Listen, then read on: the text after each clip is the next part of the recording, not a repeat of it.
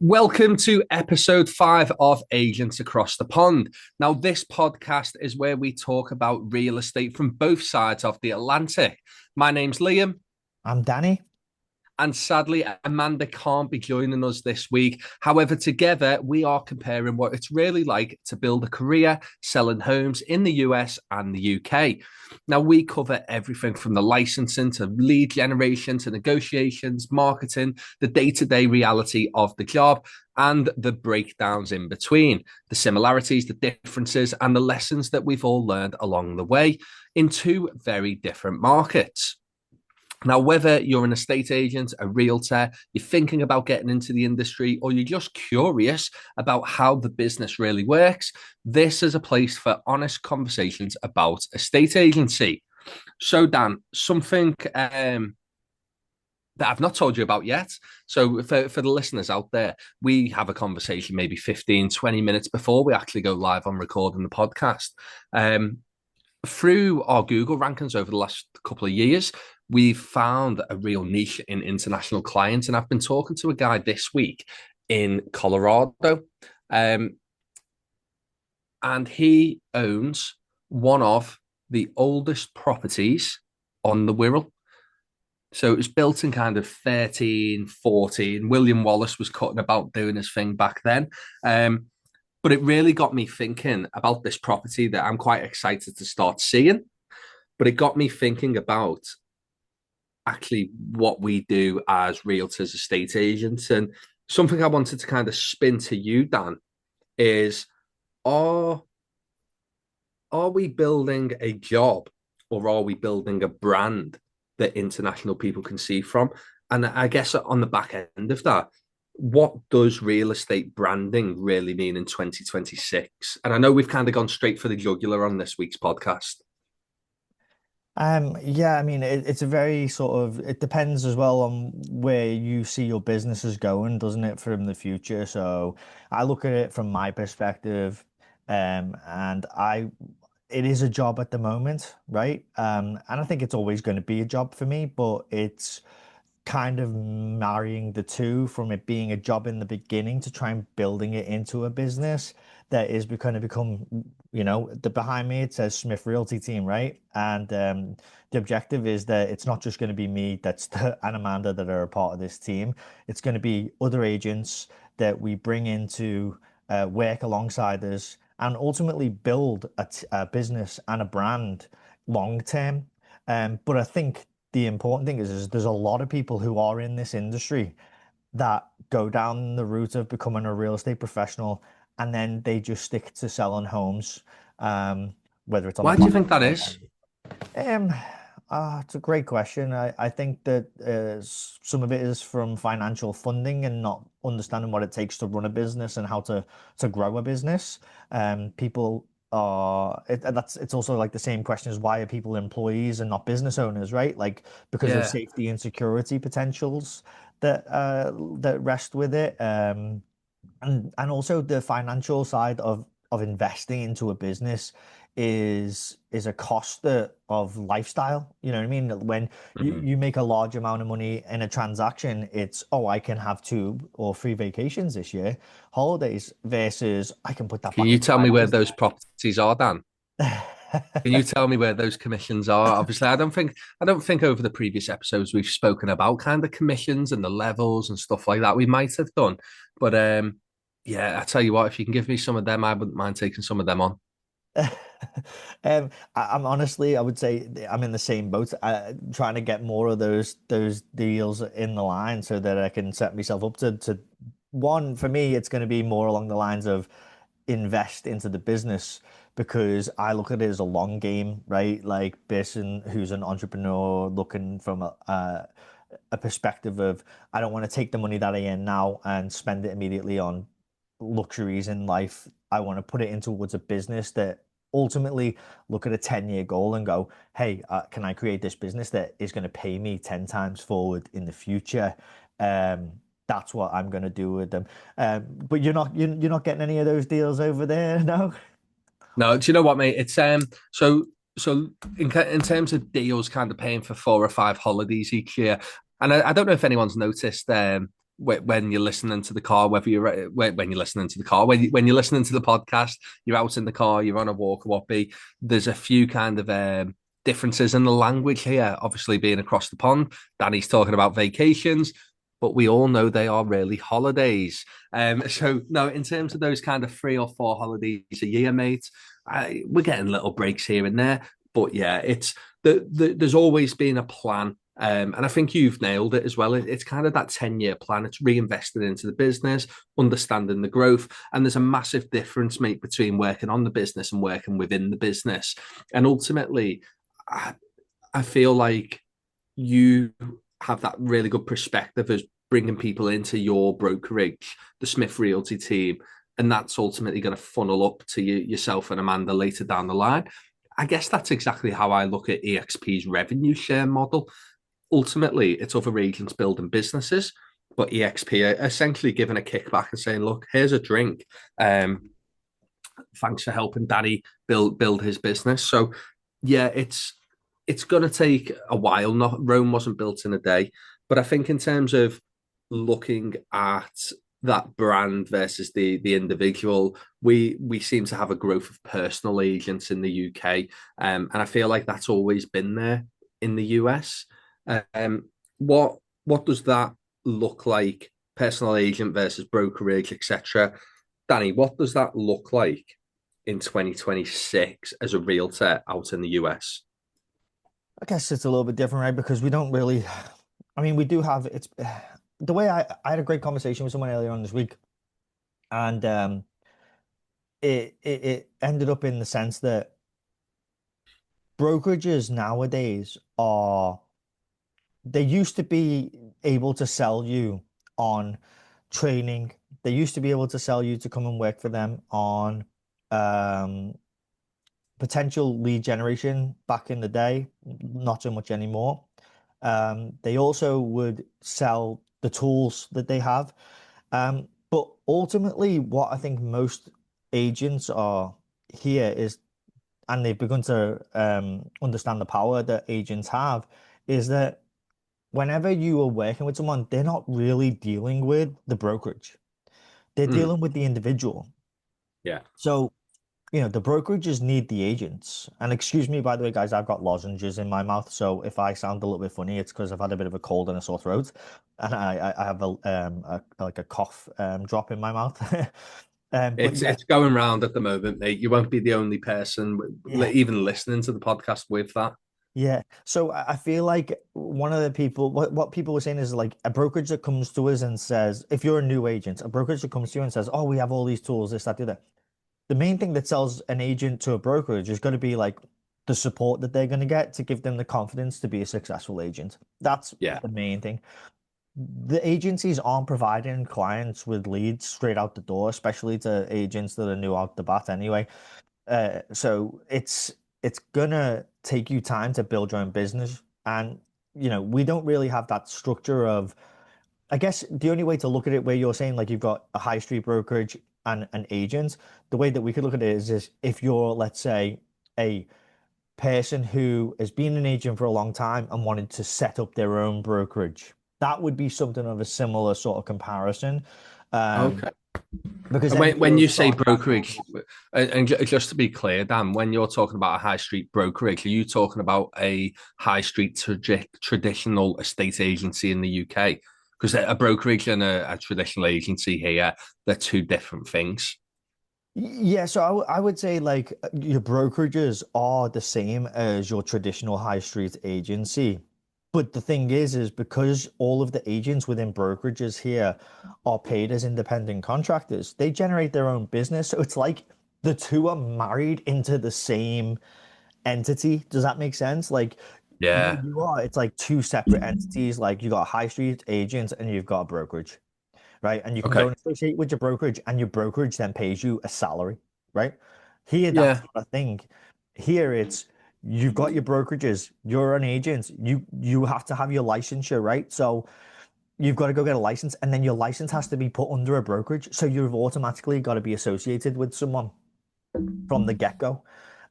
Whereas it's different, obviously, where you are. You can, like you said in one of our first episodes when we were talking about setting up your brokerage, was for £1,000, you can pretty much create your corporation and be off and away, go and try and Yeah. practice real estate on your own with no experience and no one helping you as well. Here, it's not so much. You don't have the ability to do that. So it is kind of like self-employment still, because when you go into your brokerage, you're not getting a salary. In fact, 9 times out of 10, they're taking money off you called a desk fee. And then they expect you to go out and generate your own income. And then they want to take a slice of it too. So it doesn't sort of marry up the same, if that makes sense. But I do think it's merged here. The sides of that you're talking about in the UK, high street agency versus, a brokerage, they kind of mixed together. Okay, so obviously with that being mixed together, what's the what's the difference between building that job and building a brand between a US realtor? Because I would say here it's very easy to, like we've said before, you don't need any qualifications. Anybody could set if as long as you've got the funding to set up initially with the compliance, anyone can open up an estate agency. Now that is actually quite scary if you've got no experience whatsoever. So a lot of people will go on weekend courses to become a property sourcer, essentially, and that is a buying agent, but they know nothing about the business, the setup, the compliance, and how that world actually moves, the moving parts of it. But it's very easy when someone just transfers into a state agency to create a job because they're chasing that fee because they know that fee will get them through the next month. They're then chasing the next property, and next minute it's low fees, It, low fees, and not enough volume kind of coming through. But they're chasing that job where I've seen some people, mate, and they've left their employment as an estate agent and they've built a really, really good brand and opened up their own brokerage as such as you would say. However, everyone under them is employed. So it's only, the people I'm thinking of now, they're getting the benefits of the business and the brand. Everyone else is just employed. They've got that. I wouldn't even say it's security because anyone can lose their job within a month. It's just, if you're doing the right things that you're getting paid month in, month out. Um, so I personally don't think there's actually a bit of a security net there. But what I guess where I'm going with this is when you're setting up, I just the job versus the brand. I want to know what that looks like. Yeah. So for me, like I said, that with the ideas, I'm associated with a brokerage. In that brokerage, I've created a team. That's sort of my first step into going from being a person who just is transactional, every single transaction, to building a business where it's not just my work anymore that generates income for the team. It's other agents that join the team. Um, Okay. but also from a different aspect as well, and this is something that we've talked about. I mean, I have mentioned this before as well.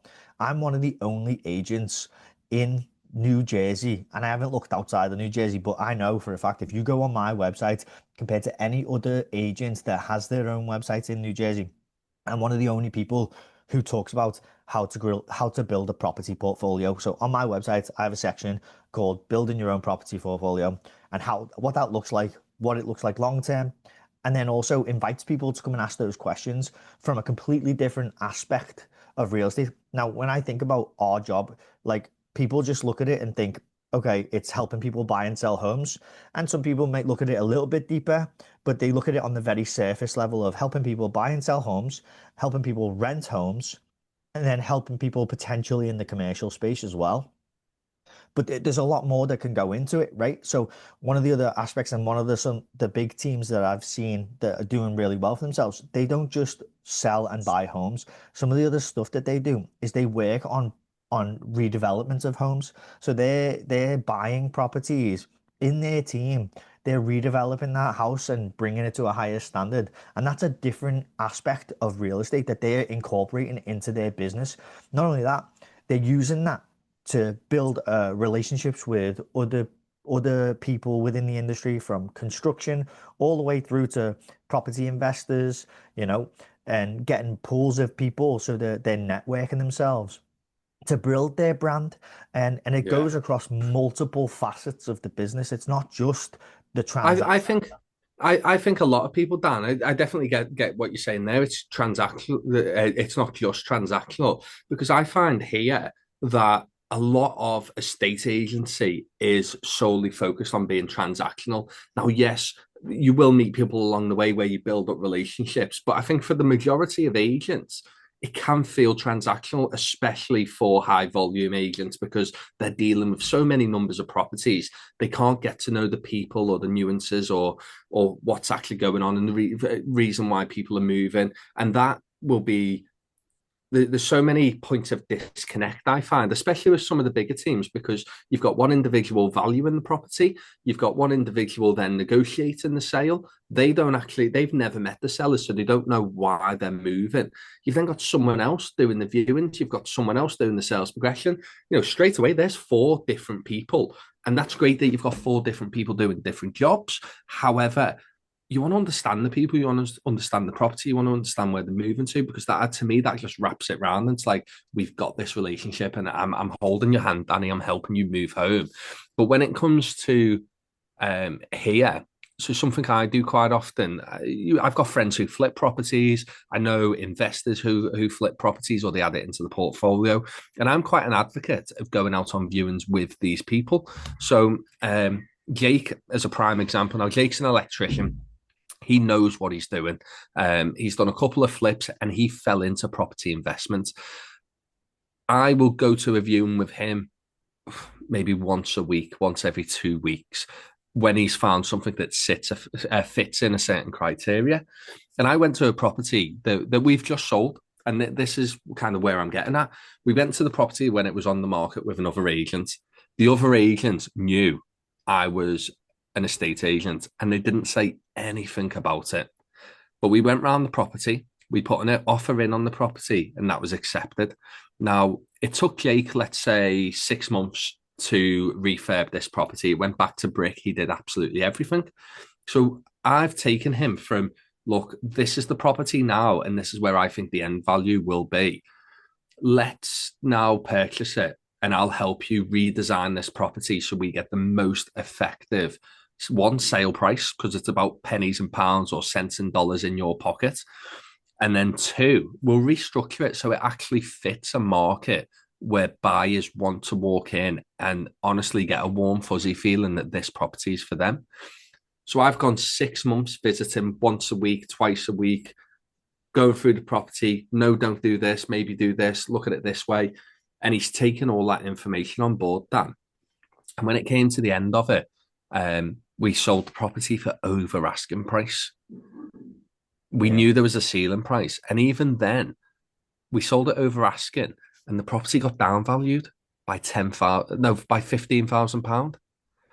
Now, straight away, Jake's like, that money's gone. Like, I need that for my next project. But we were able to renegotiate and get the buyers to put another £10,000 of their own money into the deal, which allows that deal to move on. But when the property went live, straight away, the agents who sold it, they were on the phone, they were in Jake's email box. Oh, but can we do this? Can we beat the commission? How are you getting on? Like, no one cares how you're getting on. Get to the point. A bit of like a lot of listeners are listening to me now, just saying, Liam, get to the point. But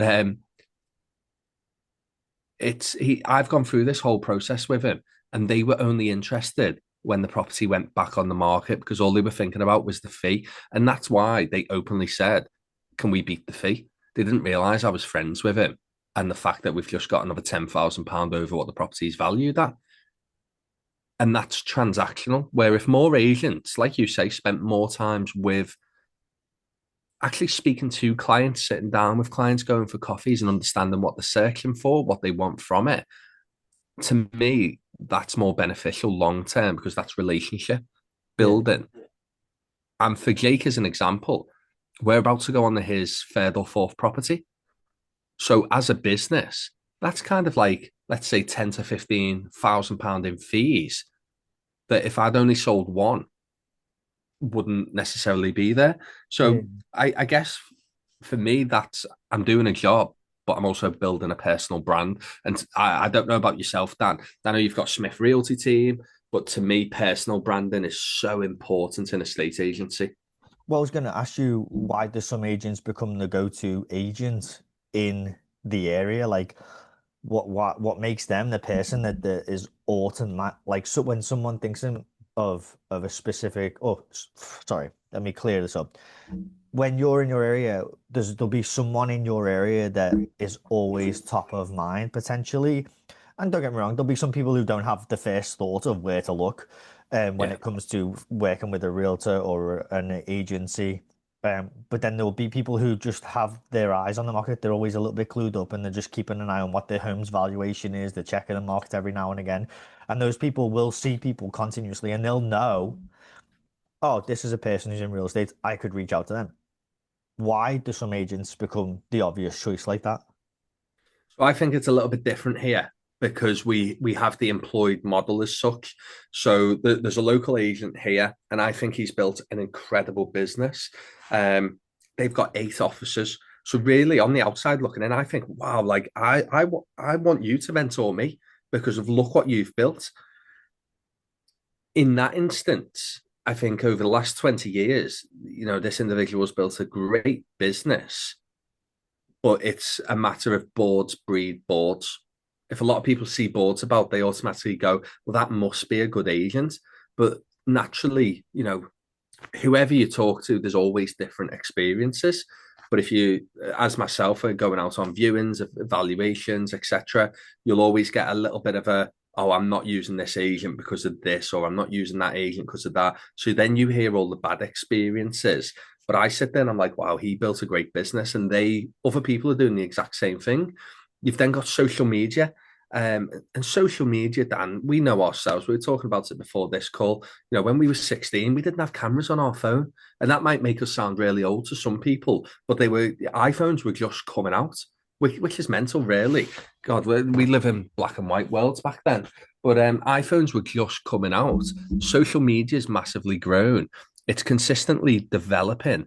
And then there's agents who are really grabbing social media and being the face of that because they're going, well, actually, I don't need Google, or I don't need this and I don't need that. And I know people who've built businesses with no boards whatsoever.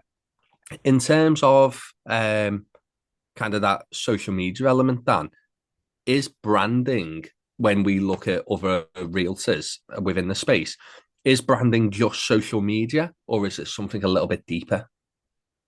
I think it has to be deeper because it's not just, I mean, social media is very broad, isn't it? It's like such a broad concept. But if you like think Yeah, about it as just the social media platforms on its own, I would say it's deeper than that because obviously it's then your website and it's, your image within the local it's a podcast. community. It's a podcast, yeah. It's a lot deeper than just say, your mainstream social medias of like Facebook, Instagram, TikTok, etc. It's much deeper than just those three things, but they are huge driving sources that send people to the places you want them to go. So whether it's you want them to give you a phone call, whether you want them to go to your website, and also not only that, those things keep you top of mind because most of us are followed by our friends and family. And when you post on social media, that's you just being in front of them a little bit more than you would normally be. So it is a huge part. Is there a deeper aspect to it? Do I think that there's a deeper part to it? I think there is some deeper element, especially when it comes to the local community stuff. Like being involved in the local community is more than just social media. But again, we still use social media to hype events. Do you know what I mean? Yeah, I've yeah. talked about this with local libraries here. I've been reaching out to local libraries personally to try and create like maybe there's 12 towns that I want to sort of focus on. I want to do like a monthly meeting um in the community at each of these libraries in my local communities. And what I want to do is just talk about real estate with them, whether it's buying, investing, selling, whatever it might be, answering questions. Like, we had a couple of every year, it might be the same in the UK, but our taxes change every year. Different programs come out. You can deduct certain things from your taxes and do different things so that you don't pay as much tax. And being on top and knowing those things is important. This isn't tax related, but this one thing that just recently changed last year was we had a mansion tax, and I think I mentioned it before. Homeowners won't have known if they're not in the market that, hey, oh, I own a house that's worth more than 1 million. If I want to sell that house, I got to pay an additional tax on that. So my idea is that like anything that's new that just comes up to the forefront, I am going to go to local libraries once a month, have a meeting in that library, and just talk about all the things that have changed in real estate. Like Um, a drop-in center. yeah, kind of, and just like have it as an hour to an hour and a half discussion, similar to the podcast. Just answering questions for people, being a part of the community, being a valuable resource. And I think that comes into the something deeper, you know what I mean? That's yeah, you'll use social media, but then this is the human element. Social media is lacks the human elements because it's a Mm. screens in front of you, you know what I mean? So, But so at the same this is time, interesting, Dan, that you've just said that about kind of social media. It's about being social. It is a form of media, but then it's got a disconnect because we're constantly sat looking at screens. I get where you're coming from, and I guess ultimately, mate, that comes down to it's visibility versus credibility. Now, when it comes to social media, something I really, really enjoy doing is recording this podcast, doing press releases, creating videos. I love kind of being in front of that camera and filming. And when I first did it, I was so nervous. I found that videography within estate agencies massively grown over the last 5 years, massively. And now everyone's doing it, and we start to see trends, and some of them become the go-to. Some videos are absolutely terrible, but I think as humans now, in the world we live in, our retention rate is so small that people will either be there or they're gone, and it's that simple. So being visible, let's use videos as an example when it comes to social media branding. Do you think the video is for the agent, or do you think the video is for the seller selling the property? I think honestly, the video is for the agent, about their I've brand always thought that. awareness. It's about their brand awareness. Don't get me wrong, there are aspects of it which are for selling the property. Like, it gives people a good insight. In fact, this is just a tool that some people use over here. It's called Bonbon. And they create a video of the property, and then everyone that comes to the open house, you send that video to them using this Bonbon app. You've probably got something very similar, and so you can gauge the interest in the property by how many times people watch that video because you track it Okay. through the email. So it sends an email of your video. Like, so you've created a property video before. You send that out to everyone that comes and views the property.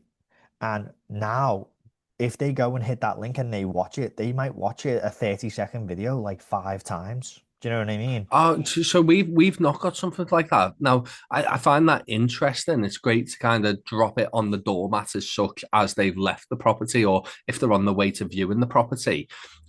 Here, I feel like it's very much let's use Instagram, let's Yeah. use Facebook, maybe let's use TikTok. I've always thought that the videos for the agents, because the social media platform is their shop window, and a Marketing. lot of people will want to look at it and go, wow, you've done that for this property, imagine what you can do with mine, and my property is better than this property. It's always the way everyone thinks their property is better than everyone else's, but video content, it costs a lot of money to invest into. But wow, like some of the angles you can get, and don't get me wrong, like I've had people inquire off videos, and that's great. um but I do think it is for the agents. It's just a marketing tool. Um, it showcases the home, showcases the ability of the agents and what they can show, how they can showcase the home in a certain way. Yeah. But again, most people are still, when they're consuming what kind of home that they go to, they're mainly looking at pictures. In fact, one of the other things that they use that is primarily on some of the sites that you go to see homes, like your Zooplas and whatnot, um, is the like Matterport style stuff where you can walk yourself around the house. Incredibly undervalued in the sense They that are. in the sense of like people's marketing because that just shows you the home. It has nothing to do with the agents. Um, it's part of their You know marketing, what, Dan? but it has nothing to do During with like the agents showcasing themselves, if you know what I mean. Yeah. So during COVID, obviously, I don't know what it was like in the US, but the UK market basically closed down, and Matterport and View Eat and stuff like that. These 360 tours became kind of the go-to. This is how I'm looking at a house. Now, I've always been a big advocate of them because you can attach it to the right move listing, which would be your MLS, and people can walk around the property and then inquire. So to me, it's a great platform, but we've come out of it. And a lot of agents are now going, well, we don't need to pay for that because we're doing a video and we're doing photos. Where I think, well, actually, no, let's give someone the ability to walk around the property and have a proper look around the room in their own time. Let's give them a video because it gives a different angle of the property. Actually, we need professional photos. So that's your absolute baseline. In terms, Dan, of kind of social media, branding, personal branding, that visibility versus credibility. Does being visible alone win business? Um, I guess sometimes I think it does because the more some people don't even post real estate related stuff. Do you know what I mean? Some people are just posting like to be seen. So I Yeah, do think it's posting for the sake of posting. I mean, you know Gary Vee, so and Gary Vee is a big advocate of just posting anything and everything because if you throw enough spaghetti on the wall, some of it will stick. some of it is stick. Yeah, Yeah, you know what I mean? So, whether it's you posted 20 pieces of content this week and one piece of content was real estate related, the rest could be just general things that are popular and trending right now, then it's visibility. Um, but at the same time, that visibility might lead to someone going onto your website, which then gives you the credibility side of it. So, yeah, if you've got the visibility out there, it can lead to credibility just through how you're set up as a business entity. If I like that. you're out there, you're showcasing yourself continuously. Someone's like, oh, well, every now and again he writes something like he does real estate, then they all of a sudden go onto your profile and click onto your website. And now your website gives you your credibility right there because boom, it has your reviews. And Liam is literally 4 or 5 reviews away from having 200 5-star plus reviews. Yeah, so at this time of recording, I am 8 reviews away from hitting 200 5-star reviews. Now, I find that mental, and honestly, like I really appreciate everyone who's gone and left a review because they've all they've all done it off their own back. And I remember when I first hit 10 and I was like, oh my God, I'm an absolute baller.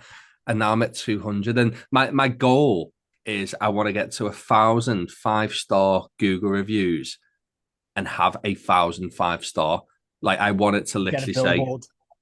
yeah, I literally want it to kind of be 1,000 5-star. But that is all to me, that's personal branding. That's me being me.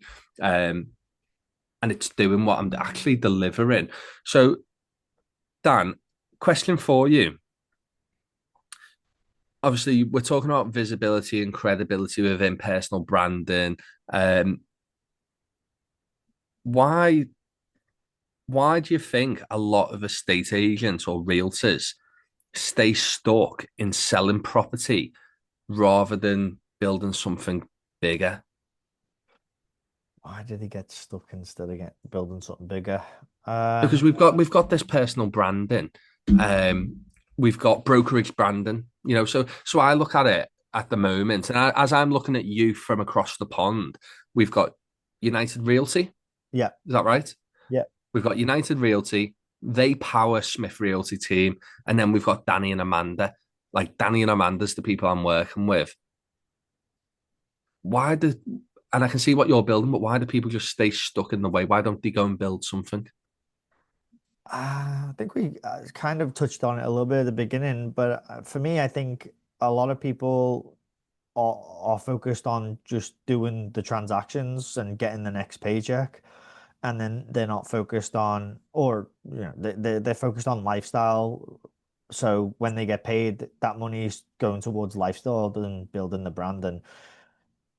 A lot of people Yeah. maybe neglect the idea of building a business and not even like they don't even And it's realize. not for everyone. Yeah, it's not I for know a everyone. guy. I know a guy locally. He used to be a project manager back in the day, and he opened up an estate agency with an online agency. So it's not his branding at the forefront. It's not. It is him at the forefront because he's the individual dealing with the transactions. And I've spoken to him about kind of listen, why don't you come over to EXP and be the face of the business? And he's just turned around and gone, Liam, this is my retirement fund. Like, I'm quite happy to just do this and top up the pension. He said, I'm going to do a couple a year. I don't want to take over the world. So it's not for everyone. And running a business certainly isn't for everyone. I'd always recommend giving it a We're big advocates of books that yeah. are, the likes of, excuse me, I'm going to be my dog just went nuts in the background. Um, No. but he surprised me. But we're big advocates of books like Rich Dad Poor Dad. I'm a big advocate of a book called The Psychology of Money. And then like Rami Seth has a book that is I Will Teach You to Be Rich, I think. And then there was another one that I really like, which I'm sure you've probably read by Napoleon Hill, which is Think and Grow Rich. Yeah. We're big advocates of books like that. And that is only what spurs us on into being entrepreneurial, being a business owner.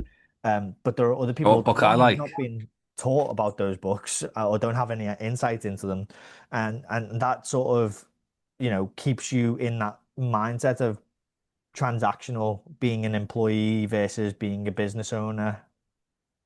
When you were going to say something. I was going to say, Dan, no, because you've come on to a good point here. So, do you remember as kids when we were in primary school, we always had World Book Day? Yeah. Out of all the books you've read as a business owner, which one stands out to you more than anything that you actually take the information and implement it day to day? Rich Dad Poor Dad. Why?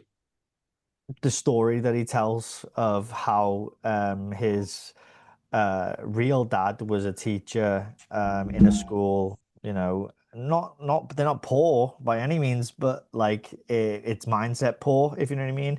And then how his rich dad, his best friend's dad, who owns a business and grows his business over time to become extremely wealthy. And then it was in that book, it was a little bit of the story and the side of where his dad, he would speak to his poor dad, his real dad, and ask the question, why are we not so wealthy? And his dad would say, because of you kids, I have all of these bills that I have to pay to maintain you kids.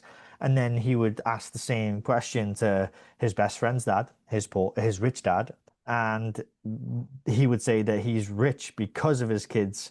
And as a 9-year-old boy, Robert Kiyosaki, the person who um, was the author of the book, he was really torn with the concept of my dad says this, and we're the reason we're poor, and he says that we're the reason we're rich is because of the kids. How does that work?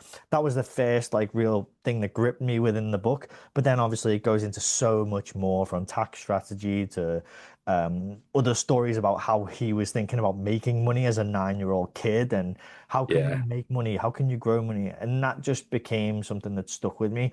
And the way that he tells it from the two sides as well is fantastic because there's comparisons between, his dad, his real dad, and then also his best friend's dad, and the life lessons of like of also in those books. Not to tell you the entire story, like, but like where he is working for his rich dad and he's teaching him a lesson, but he doesn't really realize the lesson he's getting learned for such a long time.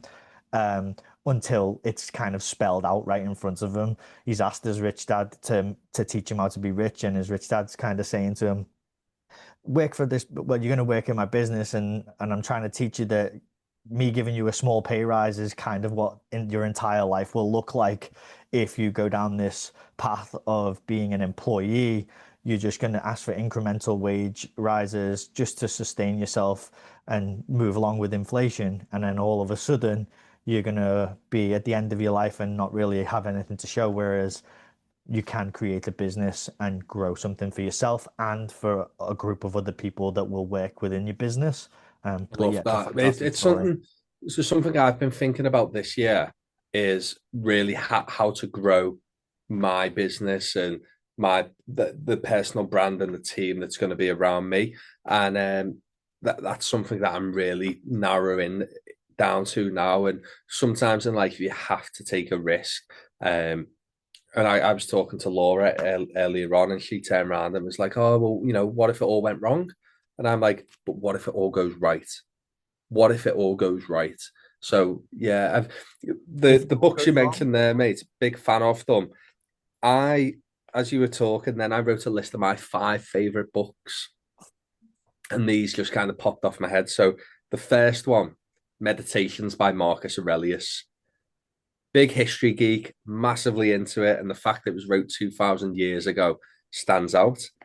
Um, I don't know how this one will go down with our US listeners. uh, Trump, The Art of the Deal. Do